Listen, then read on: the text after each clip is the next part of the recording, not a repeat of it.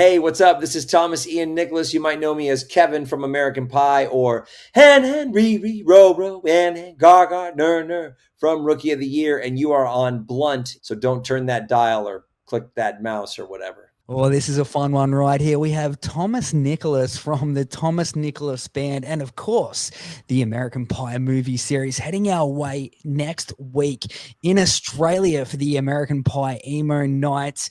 Thomas, how are you? I'm good, Ned. Good to be talking with you again, man. Thank you. Thank you for taking the time. Very much appreciate you taking time out, man. Now, you are heading back our way next week doing a string of shows right here in Australia. Man, how excited are you for these? Dude, I am so stoked because obviously I was just in Australia for my very first tour only in February. But I've been wanting to tour over there since 2015. Yeah. So to get two tours in the same year is kind of like retribution for me. It's I'm making up for all that lost time of visits that I should have been doing. Yeah, and not that we're complaining, but why so soon?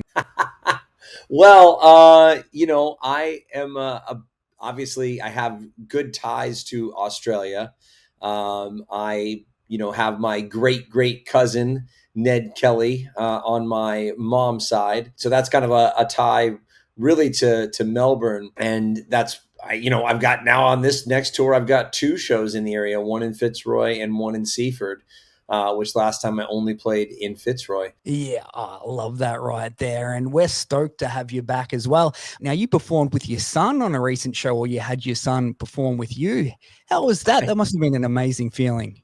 Dude, having my son on the drum kit for a show was like a totally surreal moment. And I was just such a proud dad. He nailed that show. He rocked. Yeah. I'm going to be putting some videos together. I've seen a couple fan videos that I've shared on my TNB family page. That's not, when I say family, it's like, a family of fans, not just my family members. And the cool thing is, he's been playing piano for 10 years. And when he picked up the drums like 6 months ago, he learned a couple of my songs and I was like, wow, that's amazing. And he goes, cool. So where are we playing this summer, Dad? Where am I? I'm going to go on tour with you, right? So it's just, I couldn't be a more proud dad.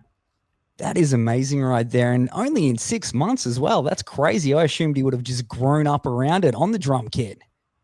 No, I mean, like I said, he's been playing piano forever. Yeah. And, I just posted a video. It's on his Instagram page where he just like busted out some Rachmaninoff at a airport piano. And so, yeah, he's super talented, but he's a big fan of Queen and Led Zeppelin. And I think kind of like looking at what they were doing and kind of like getting into that sort of, rock and roll mentality. I think he just wanted to get out there and get on stage. Oh, that is so amazing right there. And like, I would probably describe your life at the moment anyway, Thomas, as like a groundhog day of awesomeness. Is it crazy? Do you sort of feel like you're living this role of watching American Pie and performing over and over? I didn't really think about it as a groundhog day of awesomeness, but that is the most quotable version of what like life on tour can be like, where yes, there is a bit of rinse repeat, but it's also awesome. So I have no complaints. I love that. How did the American Pie Emo Night concept come about? Was that your brainchild? It happened because a friend of mine who's in a Blink-182 tribute act had this idea of our bands going on tour together and playing, the movie. So his concept was we play the movie and then the Blink-182 tribute act plays and then my band plays. And then we were just coming out of like lockdown, which we didn't know we were going to get a second round of that. So then we were like, oh, let's do it at like drive-in movie theaters where, you can have social distancing. And, it just didn't kind of work out again. But that was the initial concept of, I'd done retro screenings, obviously been touring with my band for 18 years, around the world, and 10 years around LA before that. So the combo platter, when we came back to the idea, I had been doing so many emo nights that I was like, oh, well, what if we just call it American Pie Emo Night? And then my friend's like, well, it's more pop punk in the soundtrack. I was like, so there's so much Yeah. crossover. You never really know. Well, there's crossover, like you've got Lit that's in so many soundtracks of American Pie that is more pop punk, but still they get played at every emo night. And then you've got Blink 182 as a crossover band. But then there's bands like Good Charlotte that are on the soundtrack, All American Rejects, and all these bands are kind of, sort of both. And that's why, but yeah, the initial concept came from the movie and the band kind of combining into one night. And then I sort of coined the phrase American Pie Emo Night. All right, man. Well, what's the vibe you're chasing with these events? Are you after the more party type vibe, the more performance vibe, or is it pure nostalgia therapy sort of thing, or what's the all round take on these shows? The take on the American Pie Emo Nights is definitely the shot of nostalgia that everyone really gets a kick out of, and myself included. I mean, I have new tastes in new media and new art that's being released, but there's something really special about diving in and not just dipping your toe in the water, but going full bore into nostalgia, because it's just, I get it. I mean, now I understand why, my mom still listened to her, late 70s rock that I, grew up listening to, and it was sort of just always playing, because it just makes you feel good to listen to the music that reminds you of, your younger years. And that's kind of the vibe. We're doing a few different things, just like the last time that I was in Australia. So you have to kind of pay attention to each American Pie Emo Night. Sometimes we play the film. Sometimes it's just the band. I mean, it's always the band, but like the things around it are different. The first show in Wollongong is the band, and we've got a couple local supports. And then, in Sydney, we're playing the movie, and my band is playing. We got one local support. And then Ryan from Movie Nerds is going to, host the Q&A like he did in Sydney and Melbourne last time. But then there's some nights like back at Laundry Bar, we're changing it up. My friend Key has a podcast there called Creative Creatures. So we're going to open the show with a live podcast, and I'm going to delve into everything I know about the American Pie 5 that's being called American Pie Funeral. There's some really interesting inside tips, and I'm saving the inside info on American Pie 5 for that live podcast. So you're not going to want to miss that. Yeah, that is crazy right there. And I would love to know, but I guess I'm going to have to wait until then. So the American Pie 5 funeral, it is happening. That's the most important thing. We're talking about watching this movie. How many times do you think you've seen American Pie throughout it's just gone 26 years, right? I spent a good majority of the time not watching the film at all. Not because I didn't like it, but just because, it's not like I'm at home flipping on my own movies on the TV. My son is 13, my daughter's 9. I'm certainly not showing them the film. But I think in recent times, I kind of launched the American Pie Emo Nights in June of last year. And I did about 18 of them last year, and I think I've lost count this year. So I've definitely seen the movie more times in the last year than I probably have in the last 25. That's crazy. Well, do people still shout Stifler quotes or Kev quotes at you in public, or has that died down a little? I never really had to deal with the quotes. I remember going to do like TRL back in New York, with Carson Daly hosting. Of course, it was all sort of sketch because Tara Reid and Carson had just broken up, and then there we were on live TV and like going, whoa, what's going to happen? Yeah, this isn't awkward. But I remember like walking around with like Eddie K. Thomas around New York because he was from there. So we decided to hang, and people would just yell "shit break" from like across the street. It's weird. For Sean, they just yell Stifler's mom. Yeah. Which is a strange one. But there's been like a couple of moments like, where people have yelled. But I mean, what do they yell to Kevin? Like, to the next step? I don't have the same sort of embarrassment, I think, that my friends do. Oh, that's so funny. All right, man. Well, switching things up, your album has just gone 1 year. What's the status on new music for the Thomas Nicholas Band? It's a good question. I definitely have been writing for the 8th album. I've got a few songs that I'm, slowly sort of piecing together. I've been trying to figure out which way to go with the next album. I feel a little bit like Bruce Springsteen, if you know the story, though that was his first record deal. But when he lived in Asbury Park, he had a record contract that he carried around in his back pocket for like 2 weeks before he signed it on the hood of a Camaro in the parking lot of the Stone Pony. I have a current offer from a label in my inbox, like a deal Oh, memo, nice. but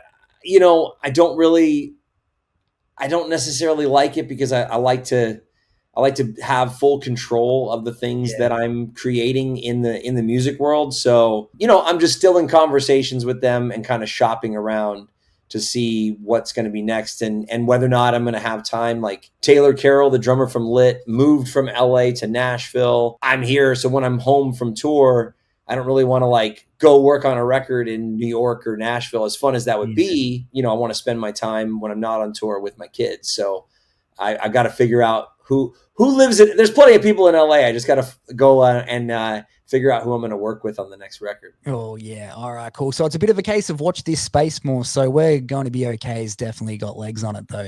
Yeah, I mean that is one of those fun albums where I just recently played a show in Vegas during WrestleMania, and Jarrett Reddick from Bowling for Soup, who wrote the title track with me, that I recorded with Bowling for Soup.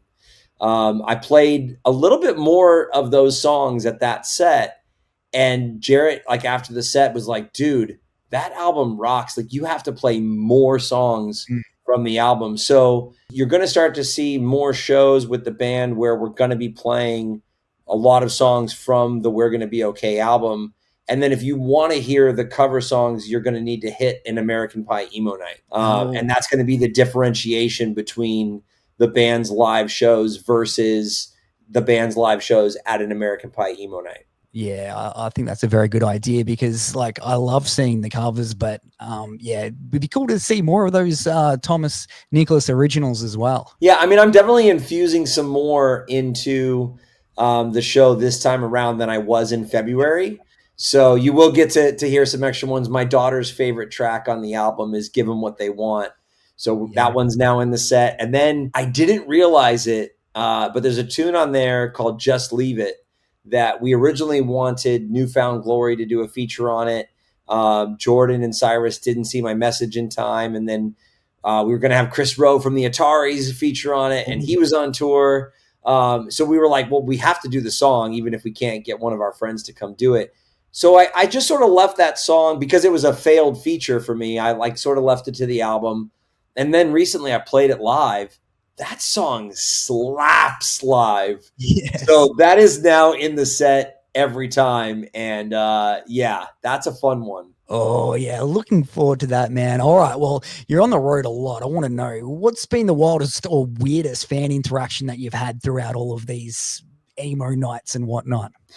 The weird, I mean, the good thing is that I have a lot of like really like I was talking about the Facebook, TNB family page. That's kind of what I call it, like the super fans of the Thomas Nicholas band. They kind of they get along with each other, kind of like Bowling for Soup fans. And we only started that like about a year ago, and there's already 1,800 people in the private fan group that Yeah, kind that's of cool. like commingle and meet up before shows if they live in the same area. I don't know. They're cool people. People have been getting a lot of tattoos now, which is kind of wild. Nice. Like that's only been a recent thing in the last couple of years. A couple people have like the TMB logo. A few people have been getting the TMB heart. My buddy Jacoby, who's a stand-up comedian, got it like right on his neck. Oh, there Um, you go. yeah, so he's on like Facebook and TikTok and Instagram. I feel like he's just advertising my band. I feel like I've got like billboard space like right on Jacoby's neck. It's like when you see it on the cars and whatnot. Looking ahead, Thomas, I want to know just a quick fast five here. What's the favorite song outside of yours, of course, that pops up on the American Pie soundtrack? Oh, favorite song on the American Pie soundtrack. For the longest time, that's always been "Flagpole Sitta" by Harvey Danger. That one's in the set still. We played that one last time around. That's kind of a hard one not to play. I've gotten to cover that with Jarrett Reddick in Vegas a couple times, like for side shows for when we were young. I don't know. That one just it just has like a good vibe for sure. Oh, sick. And how about this one then? Blink 182 or My Chemical Romance? Oh, dude. I mean, I'm friends. We're friendly with Mark Hoppus, and I've been, Cool. playing all the small things for years, and I always give Mark a shout out for beating cancer. So I'm of course going Blink. I mean, meeting all those guys on the set of the first American Pie, when obviously they had Dude Ranch, but Enema of the State hadn't dropped yet. So I feel like I met them in this like just before things really took off. Yeah. And I have a lot of other like interesting connections with them. So yeah, always going to be Blink. Yeah, same. Great to see Blink and Mark. I mean, a Mark Hoppus and Thomas Nicholas collaboration maybe one day. Anything is possible. I've reached out to Mark on a few things. Obviously, he's a little busy selling out stadiums at the current time. So All right, man. Last up, what's one question about American Pie that you wish people would stop asking, and maybe one that you'd wish they'd ask more? I don't necessarily wish that anyone would stop asking any particular questions. I would say the most common questions that I get, the two most popular, or the most popular is, am I friends with everyone in real life that was in the movie? And the answer is yes. It's such an amazing group of people. It's such a close group of friends. And even though we don't see each other all the time, it's kind of like old high school friends that when we do, like all the good vibes just come back immediately. Like within 30 seconds, we're laughing about something. And so that's a question that I get all the time. I guess it's surprising to me that people would think that we weren't. I know we're all decent actors, but we're not that good. We're a good group of friends. Oh, I love that. It's like the reunion movie all over again. Exactly. Oh, yeah. Well, we are really looking forward to it. You, of course, heading our way next Wednesday, performing at Wollongong, Thursday in Sydney, Friday in Melbourne, Saturday in Seaford, Victoria. Sunday, you're heading to Wynnum in Queensland, and wrapping the tour up on Wednesday at the Uni Bar in South Australia, Adelaide, right there. Grab your tickets through tianicholas.com/tour. I feel like if I had more time, once I booked Scotty's Garage in Seaford, I should have learned Scotty doesn't know. I'll definitely play it during the DJ set. Yeah. Oh, that sounds like a whole bunch of fun. Thanks so much for joining us, Thomas. Dude, Ned, thank you so much for having me, man.